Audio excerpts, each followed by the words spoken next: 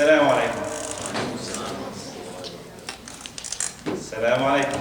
Alaikum assalam wa rahmatullahi. Good that we're awake. Alhamdulillah. Bismillah, alhamdulillah, salatu wassalamu ala rasulillah. Can anybody remind me for the next 2 minutes what we talked about a couple of sessions ago? Yes? Okay. Me. What did I talk We about? talked about how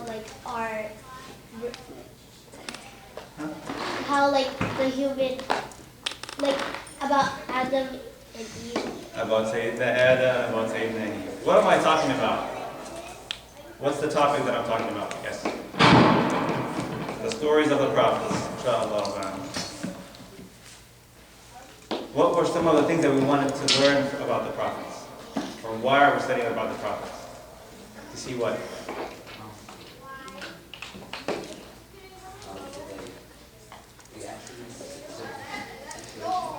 How they reacted to circumstances around them.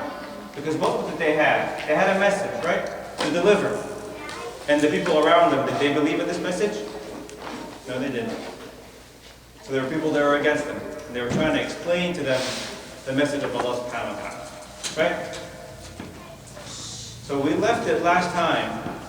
We talked about Sayyidina Adam and how he went through delivering his message to everybody that was around him.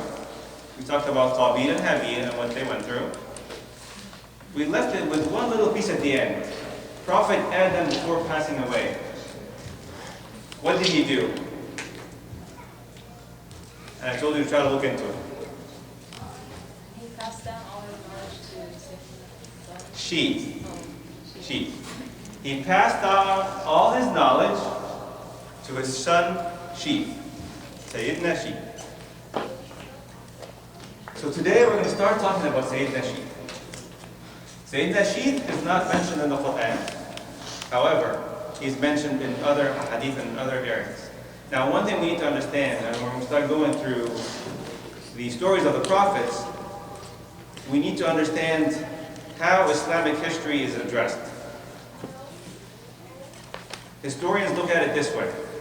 We have the time before the Prophet and the time after the Prophet. So, the time after the Prophet, would you get any story from anybody? Why? Okay. You don't know? Well, there's time after the Prophet. Like, when the prophets were there were people narrating their lives. They narrate their lives. So, anything after the time of the Prophet, we have to make sure there's a hadith or there's something that gives you the lineage. Who said it? When did he say it? How did he say it? So you told it to him, and to him, and it goes all the way that it came from the Prophet ﷺ. If that chain is broken, the whole hadith, this whole narration is gone. Does not exist. Understood? So, yes?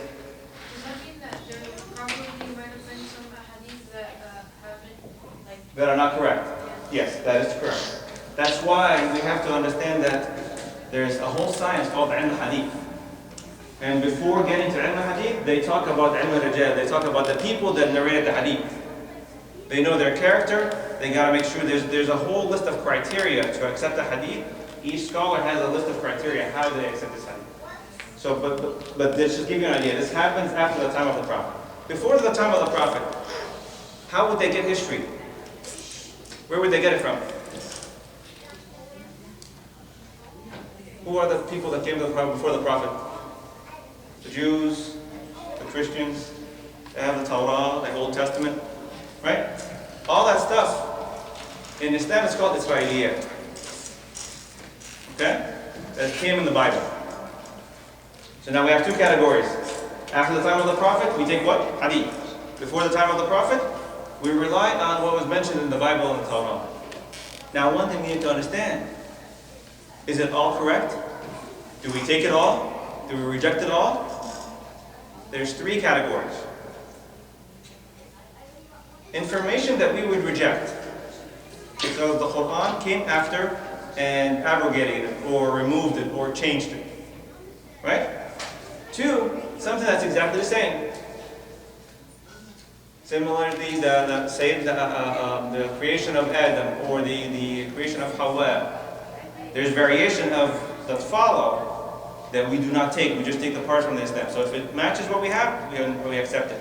If in Islam there's something that is opposite to it or something has changed, we take what we have in Islam. The last category is what? Either yes or no. Right? If it's not mentioned in Islam, it's a category that's open. It's something that's not going to take us to Jannah or take us out of hell. It's general information. It's going to be stories. So some of the information that is mentioned in the stories of the prophets come from Israeliyat. If there's hadith that's related to it, then that's what we follow. If there isn't, you can rely on it, because at the end of the day, we get the benefits of it. Remember, who are they? They're humans like us. They're people like us, right? We learn from their mistakes. That's why we have this. I was listening to this, which is beautiful. Each prophet, his people, had an issue, and that's why we're going to talk about it. Had one problem that he was trying to fix. Alhamdulillah, I mean, this ummah, we have all the problems combined from every single prophet. We have adultery, we have zina, we have usury, we have riba, all that stuff is combined. At the time of these prophets, they will go and address every single thing. That's why we're studying about the prophets, because we need to know how these things happen and how to address them. So now let's go into Sheeth and what Sheeth did.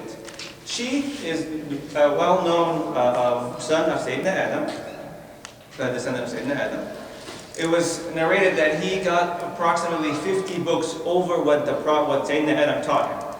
This information is what was used to enlighten humankind, enlighten what we do. It describes how we do things, how do we planting, all the sciences that we have right now started from that, from Sayyidina Sheeth. He had a lot of knowledge that he bestowed on all his children. Now, what happened to Qabil? Does anybody remember what happened to Qabil? Yeah. No, Habib. So Qabil is the one that killed him. So what happened to him? It's narrated that he left Sayyidina Adam and the rest of the good side. He went on his own to another side. According to the narrations, Sayyidina Adam and his children stayed in the mountains, and Qabil went to the valley. Okay? Qabil had his own children. Sayyidina Adam and his children had their own children. A couple of things that's mentioned. The men that lived in the mountain with Sayyidina Adam were handsome men. The women were so-so. On the other side with Qabil, the men were not handsome. The women were pretty. So now we have two camps, right? Qabil and his group on the left side in the valley, and Adam and his group. One of the things that in both situations, they both believed in God. They were both believers at that time. The only difference is the people with Qabil, they used to commit sins. They would kill each other, they were very mean, they did so many bad things. So Sheeth, among the things that the requirements that he had for his people, do not come near them. Stay away from them. Because these people were kicked out for a reason, and that's why they're doing what they're doing. But they were still believers. Okay? Shaitan is gonna let this happen like this and leave it alone? No. I gotta do something about it. He cooked up a plan, and he went to say, okay, well, you know what? I'm gonna go work for the people of Qabil. And I'm gonna say I'm a de facto from Adam and Sheeth's people. So he went to them and he said, you know what? Can you give me a job? I need to do something because I left these people. I need to do something. Can you help me out? Can you hook a brother up? They hooked him up. He found a job with the people of Qabil. Every once in a while, he would start banging on things, making sounds. At that time, there was nothing that made sounds. He started using music to gather people around him. That's the beginning of music. What this did is that they started to, when they start to like this sound, they start to come together and start to listen to what he's doing. They liked it. Little by little, the group got bigger. that liked what he was doing. Remember, the women were what? Pretty. So the women started having fun. Everybody started having fun. These two groups started getting bigger and bigger. There's a little fence between what? The people in the mountain and the people in the what? In the valley. If there's just a gap between, a small gap between, and people are getting bigger, what would happen? You would hear. So the guys in the mountains heard the sound. And they decided, you know what? Let's go take a peek. Let's see what's cooking.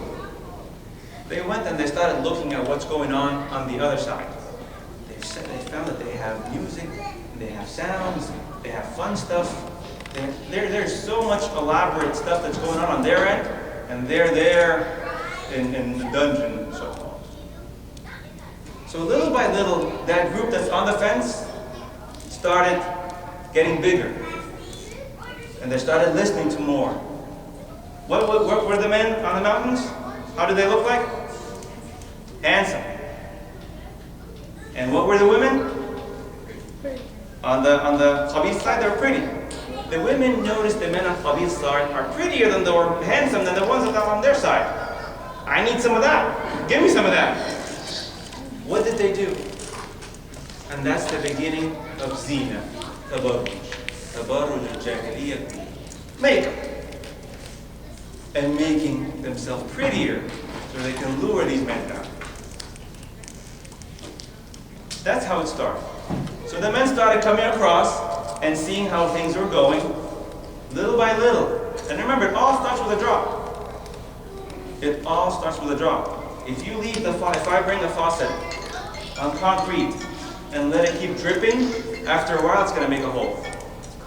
The group started getting bigger and bigger on the fence, and eventually what happened? They crossed. Even though Sheeth warned them, he told them, don't go there, stay away from them, don't go near them. But what did they do?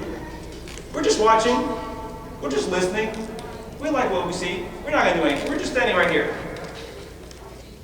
That's why the Quran says, وَلَا تَقْرَبُوا الزِّنَا. Don't even come near it. Don't even come near it.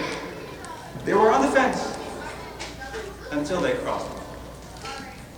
And at that time, it's the first time in human race that adultery became something. It was non-existent.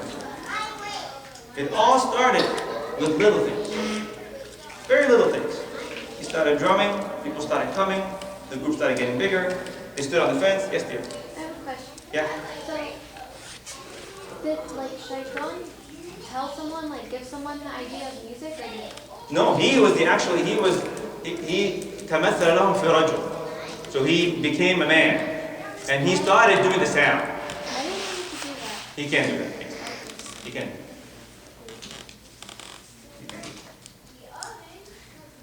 So وتمثل, and that's when he started doing it. At that time they didn't have that.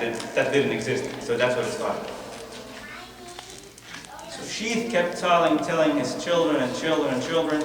Their numbers started dwindling and dwindling on and on and on. But remember what they do? Prophets, what did they do? They keep relaying the message. They keep relaying the message. They keep relaying the message. 5 down from Sheeth, one of his sons, his name is Idris.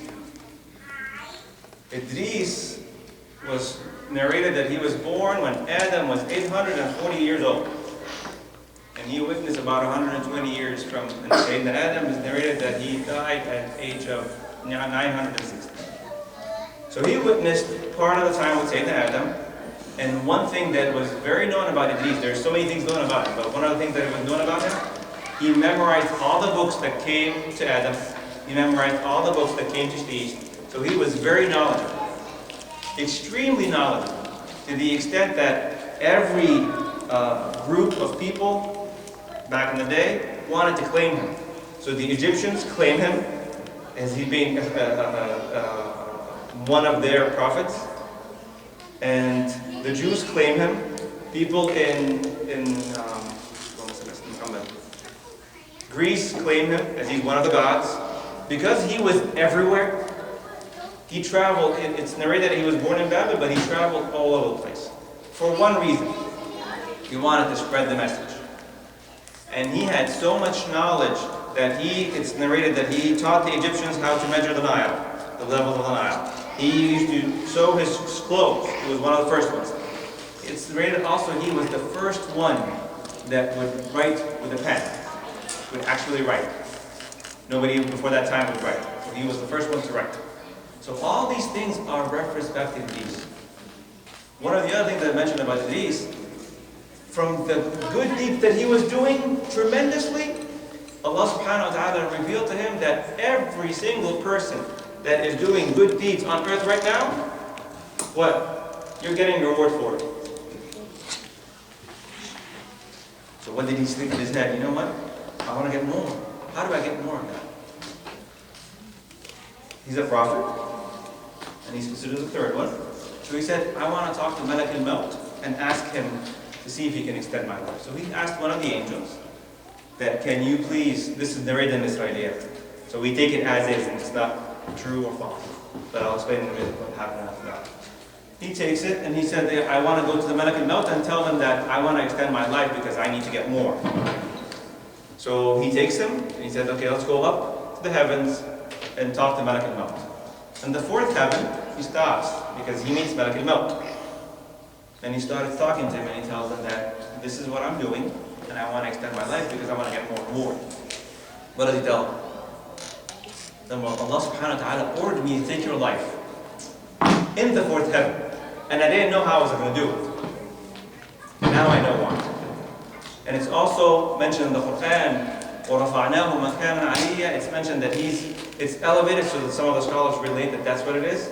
To add to that, في رحلة الإسراء والمعراج, Prophet ﷺ met in Sayyidina Idris in the fourth heaven. So this corroborates back again to what was mentioned in the Israeliyat, that he was at the fourth heaven. So what did Sayyidina Idris? He left. So what happened to the earth? What happened to the earth? What happened to earth? The people that were there were what? Did they have a prophet or a messenger at that time? No. For 1,000 years, until the time of Sayyidina Adel, of Sayyidina Noah, people were worshipping Allah subhanahu wa ta'ala. They were doing sins. They were back and forth, just like us, back and forth. Right?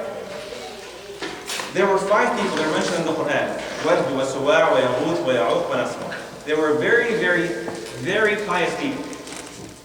And the people, their followers, loved them. So what would they do? They would go to a circle of knowledge. They would give them the knowledge because they had knowledge. They would give them to their people, and people would listen to them. Right? What happens to people after a while? What happens to us? They die. So these people die.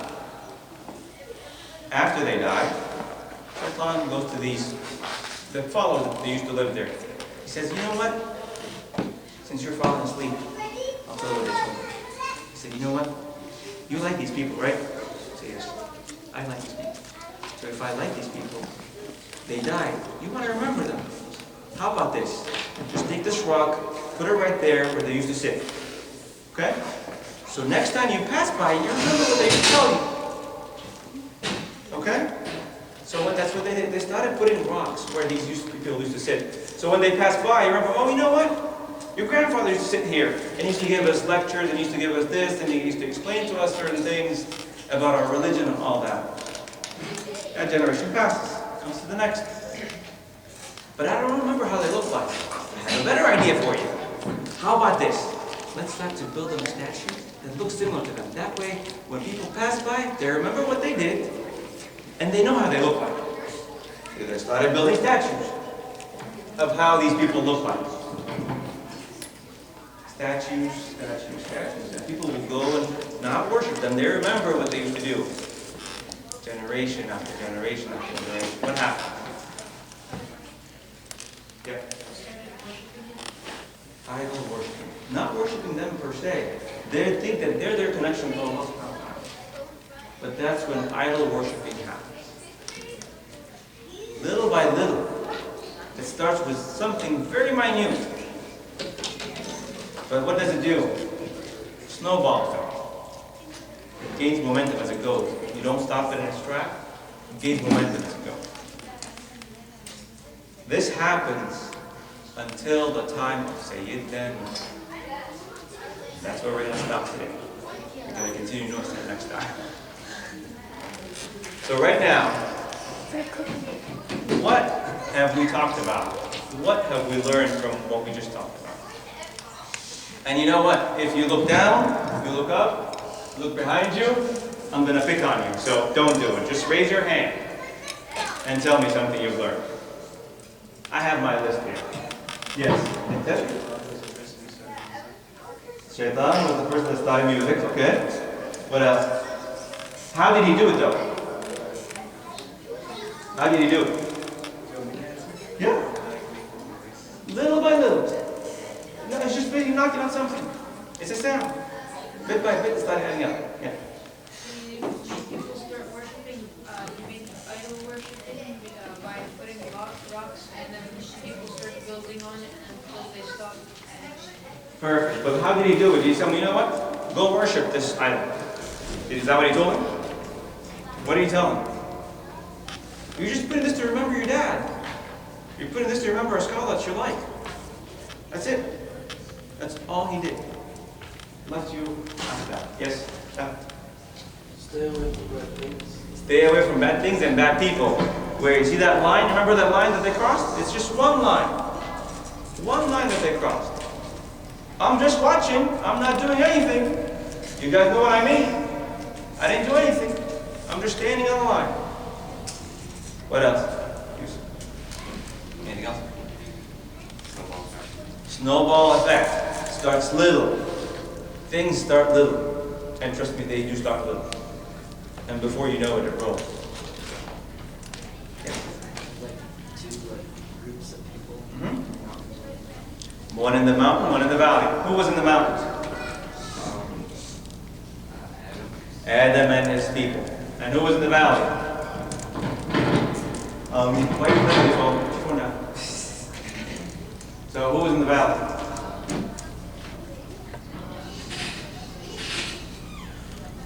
You forgot his name? Shalaby and his people. What else? You've got 2 minutes. Wake up, dude. I'm going to start picking. Yes?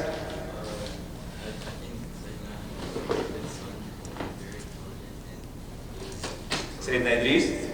Yes. He had photographic memory, pretty much. He would memorize because he would review the scrolls and the books and that was sent to Sayyidina Adel. And he was the first one that wrote down. Yes? What is it? Many people wanted to own him, to take credit for him, to say that we're part of him. Yes? I actually have a question. Yes? So, And guys, you can have questions too. so Khabib, when he went down to the valley, who did he end up marrying in order I had the same question. I don't have that answer, but I know it said that it mentioned that Khabib and his family went there. So I don't know if it's the same sister or someone else. I had the same question, but I didn't find the narration for it described. What else? You're laughing, so tell me something. Because her mom was making funny faces up there. But Idris was one of the first people to use the pen. Idris is one of the first people to use the pen. Yomun. Passing notes in class. Give me one thing. Anything. We had so many things that we talked about. Come on, guys. The thing how the shaitan like whispered about the music, like How he had what Hisham said. Okay, that's why we'll let that go. It's just a fake. Lohan, you talk all everywhere else. You haven't said a word today, so we might as well just say one thing. He taught them how to like measure the levels of the. He taught them how. And now remember this. He was a messenger and a prophet, right? Is the only thing that he was delivering was religion? No. Knowledge. Some people say that his name had the Arabic roots of Idris, Daras, from study. Yes? So, if you use a person to start sewing clothes, does that mean use the origin of the loom in Greece? The loom? The loom. I don't know. Well, it's a machine, but it has to do with putting clothes together. I don't know. And if he was in Greece, He was everywhere. So that might be like. So that's what I'm saying about a lot of older civilizations trying to claim him that he was because they lived longer times at that time, and he lived in different places. So that might be. I don't have that knowledge. Yes. He was that, what is that? He wanted to extend his life to get more rewards. Now, what does that give you? That's an important one, though. That's a very important one. What does that say? Why does he want to stay to get more reward? For what? What did Allah tell him? The one right before, what did Allah tell him? He told him what? Why are you getting more reward? Because he was doing like good things. Not just good things, he was teaching people. So everybody that's doing a good reward, good deed, he's getting a copy of it. Why? Because he taught him that. So next time you think about it this way, you tell one person one good deed, every time that person does it, you get a reward for it. You call her tomorrow and say, read Surah Al-Mulk before you go to sleep. Every time she reads it, you get a reward for it. You both do. Now it's a responsibility on you. Oh, come on. One more, last 1 minute. Any other questions, comments, or concerns? Way too quiet today. Who didn't say anything today? You didn't say anything today. Yeah, point at you.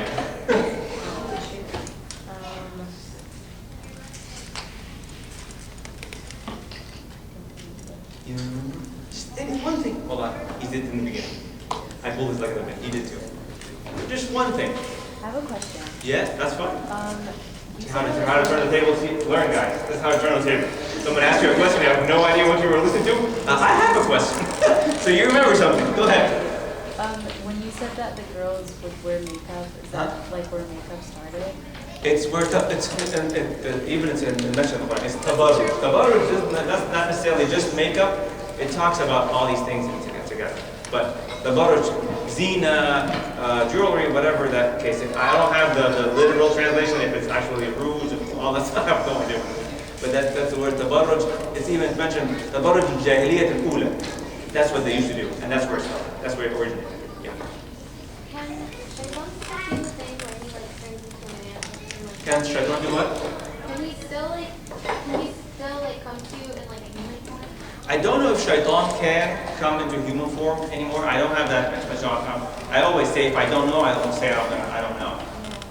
But I know they see us where we don't see them. So Shaitan and Jinn can see us, we cannot see them. But as far as how they appear, I don't have that knowledge. I can look it up. Yes. You didn't have anything? You didn't say anything today. The last one. Yeah. Hey.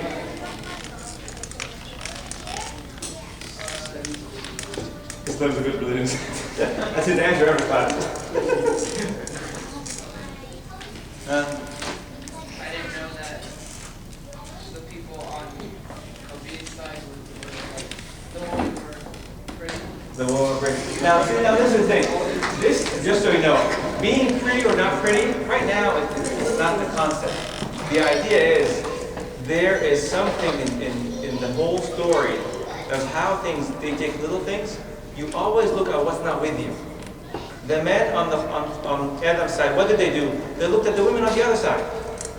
The women on Qabil's side, what did they do? They looked at the men on the other side. Regardless of what it is, you're not going to be satisfied with what you have. You're always going to look around. So what does that say? You got to make sure you're grounded. These things, appearance doesn't matter. Yes?